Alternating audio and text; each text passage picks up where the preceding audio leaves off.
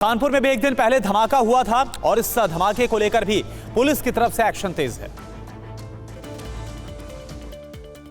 Kanpur blast मामले में police ने ये तस्वीर जारी की है, जिसमें मुख्य अभियुक्त अब्दुल बिलाल का भाई अब्दुल मुतालिब अपने किसी दोस्त के साथ इसी स्कूटी से जाते हुए वीडियो फुटेज में देखा गया। ये स्कूटी प्रकाश रस्तोगी के नाम पंजीकृत है, जो 2023 में अनवरगंज से चोरी हो गई थी। वीडियो में देख सकते हैं ये नीले रंग की वही स्कूटी है ब्लास्ट के बाद जिसके परखच्चे उड़ गए थे।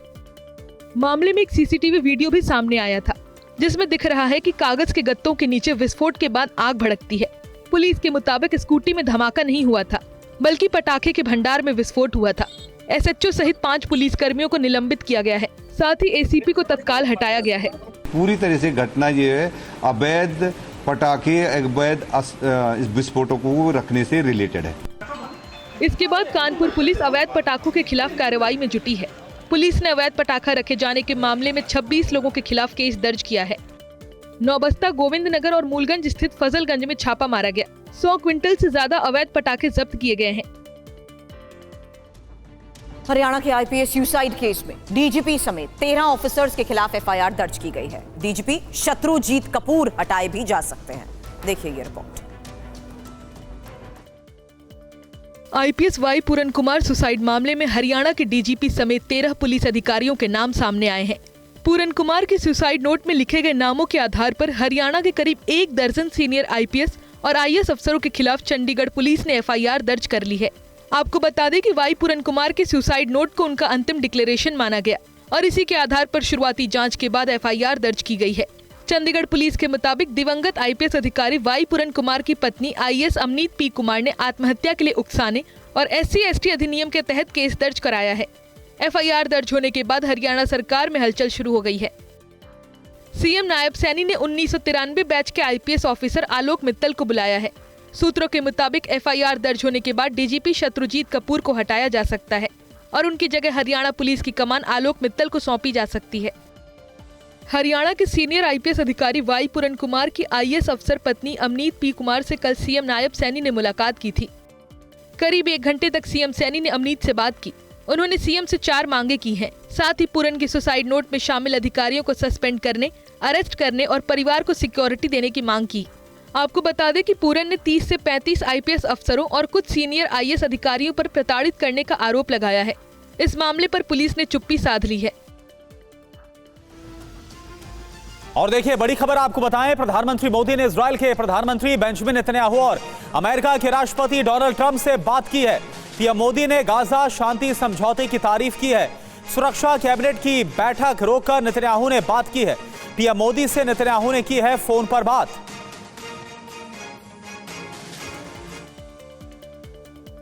इजरायली प्रधानमंत्री बेंजामिन नेतन्याहू ने प्रधानमंत्री नरेंद्र मोदी से फोन पर बात की। इजरायली मीडिया के हवाले से ये खबर दी गई है। रिपोर्ट के मुताबिक गाजा युद्ध विराम और बंधकों की रिहाई के समझौते पर चर्चा के लिए आयोजित सुरक्षा कैबिनेट की बैठक रोककर नेतन्याहू ने पीएम मोदी से बात की। नेतन्याहू की कार्यालय की ओर से जारी बयान में कहा गया है कि प्रधानमंत्री मोदी ने सभी बंधकों की रिहाई के लिए हुए समझौते पर नेतन्याहू को बधाई दी। साथ ही ये भी कहा गया है कि पीएम ने नेतन्याहू को हमेशा से करीबी दोस्त बताया। उनकी दोस्ती आगे भी मजबूत रहेगी। बयान के अंत में कहा गया है कि नेतन्याहू ने पीएम मोदी को इजराइल के प्रति उनके समर्थन के लिए धन्यवाद दिया और दोनों ने आपसी सहयोग जारी रखने पर सहमति जताई। दरअसल गाजा में 2 साल से चल रहे युद्ध को खत्म करने के पीस प्लान के पहले चरण पर हमास और इजराइल दोनों सहमत हो गए हैं। इस प्लान पर दोनों पक्षों की सहमति को अमेरिकी राष्ट्रपति डोनाल्ड ट्रंप ने मिडिल ईस्ट में शांति का संकेत बताया है। सीज फायर की खबर से नेतन्याहू खुश है कि उनकी आलोचनाओं पर विराम लग सकता है। और पंजाब में जालंधर के 40 साल के बॉडी बिल्डर वरिंदर घुम्मन की मौत के बाद सवाल खड़े हो गए हैं। आयरन मैन के नाम से जाने वाले घुम्मन कई हिंदी फिल्मों में भी नजर आ चुके हैं और एक निजी हॉस्पिटल में वरिंदर मामूली ऑपरेशन के लिए भी खुद चलकर पहुंचे थे। ये तस्वीरें हैं 2009 में मिस्टर इंडिया का खिताब जीतने वाले पंजाब के नामी बॉडी बिल्डर वरिंदर घुम्मन की। बताया जाता है कि अमृतसर के फोर्टिस अस्पताल में इनकी हार्ट अटैक से मौत हो गई। 40 साल के घुम्मन बाइसेप इंजरी का माइनर ऑपरेशन करवाने अकेले ही अस्पताल पहुंचे थे। इस मामले में अस्पताल के एक स्टाफ ने सवाल उठाए हैं। यार वो सवेरे बंदा चल के ਤੁਹਾਡੇ 40 हॉस्पिटल च आ रहा है ਤੇ ਰਾਤ ਨੂੰ ਬੰਦਾ ਹੀ ਹੈ ਨਹੀਂਗਾ, ਸ਼ਾਮ ਤੱਕ ਬੰਦਾ ਹੀ ਮਰ ਗਿਆ। ਫਿੱਟੇ ਮੂੰਹ ਮਤਲਬ ਇਹ ਕਿਹੜਾ ਹਸਪੀਟਲ ਹੈ, ਕੀ ਇਹ ਛੋਟੀ ਜਿਹੀ ਪ੍ਰੋਬਲਮ ਤੋਂ ਲੈ ਕੇ ਹੁਣ ਉਸ ਜਦੋਂ ਅਸੀਂ ਭਰਾ ਨੂੰ ਆਪਣੇ ਨੂੰ ਦੇਖਿਆ ਸੀ ਵੱਡੇ ਨੂੰ, ਉਹਦੀ ਬॉडी नीली पै चुकी हुई है। इस बीच बात अगर की जाए बिहार विधानसभा चुनाव की, तो विधानसभा चुनाव को लेकर सीट बंटवारे पर लगातार जो मंथन है वो जारी है। जेडीयू की करीब 1.5 घंटे तक इसी को लेकर बैठक चली है और दावा इस बात का भी किया जा रहा है कि बीजेपी ने चिराग पासवान को मना लिया है। बिहार विधानसभा चुनाव के मद्देनजर सीट शेयरिंग को लेकर एनडीए में बैठकों का दौर जारी है। इस मुद्दे पर लगातार दूसरे दिन चिराग पासवान को मनाने की कोशिश जारी रही। केंद्रीय मंत्री नित्यानंद राय और धर्मेंद्र प्रधान ने उनके घर पर मुलाकात की। सूत्रों का कहना है कि पहले चिराग पासवान 40 सीटों से कम पर मानने को तैयार नहीं थे, अब वो 35 सीटों पर राजी हो गए हैं और जिसकी सूची भी बीजेपी को दी है। इधर राष्ट्रीय जनता दल के संसदीय बोर्ड की आज बैठक होगी। बैठक में पहले चरण के चुनाव के उम्मीदवारों की सूची पर अंतिम मुहर लगने की संभावना है। इससे पहले दोपहर 3 बजे आरजेडी पार्लियामेंट्री बोर्ड की राबड़ी देवी के आवास पर बैठक होगी। सूत्रों की माने तो लालू यादव ही प्रत्याशियों की आधिकारिक घोषणा करेंगे। खबर है कि महागठबंधन ने 3 उप मुख्यमंत्री बनाए जाने का प्रस्ताव रखा है। सूत्रों के अनुसार आरजेडी 12 अक्टूबर से पहले अपने पहले चरण के सभी उम्मीदवारों को सिंबल सौंप देगी।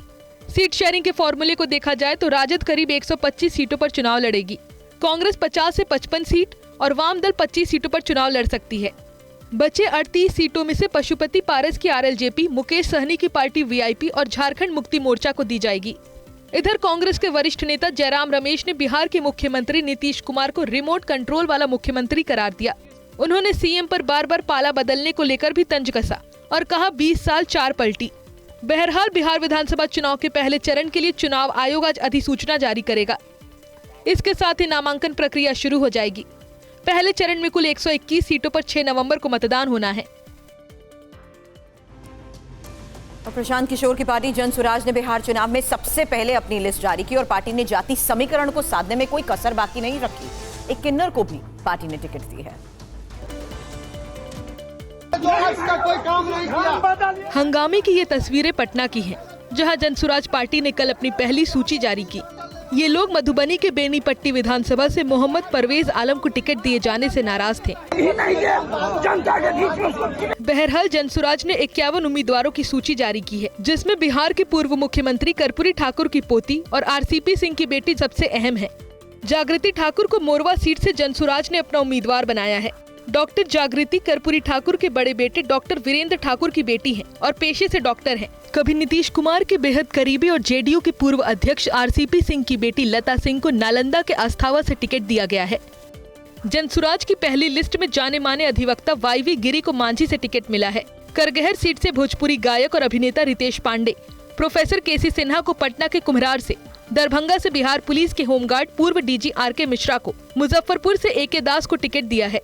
गोपालगंज के भोरे से प्रीति किन्नर को टिकट दिया है। किसी किन्नर को किसी भी बड़ी पार्टी ने कभी टिकट देने की जहमत नहीं उठाई। TV9 नेटवर्क के न्यूज 9 ग्लोबल समिट के दूसरे एडिशन का आज दूसरा दिन है। जर्मनी के स्टटगर्ट में आयोजित इस समिट में बदलते वैश्विक हालात में भारत जर्मनी के संबंध, लोकतंत्र और विकास के मुद्दे पर चर्चा हो रही है। आप देखिए।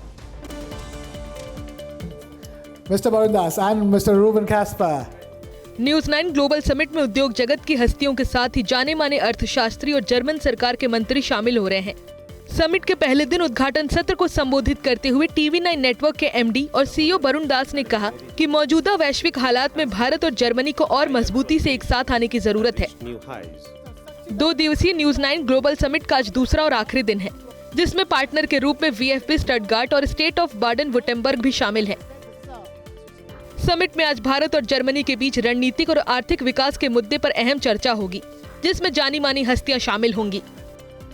न्यूज 9 ग्लोबल समिट भारत और जर्मनी के बीच व्यापार और निवेश से जुड़े मुद्दे पर मंथन का बड़ा मंच बनकर उभरा है। भारत और जर्मनी का वार्षिक व्यापार $30 अरब से अधिक है। समिट में आई जानी मानी हस्तियों ने कहा, भारत यूरोपीय संघ फ्री ट्रेड एग्रीमेंट पर जो बातचीत चल रही है वह अमल में आने पर बेहद लाभकारी और परिवर्तनकारी होगा।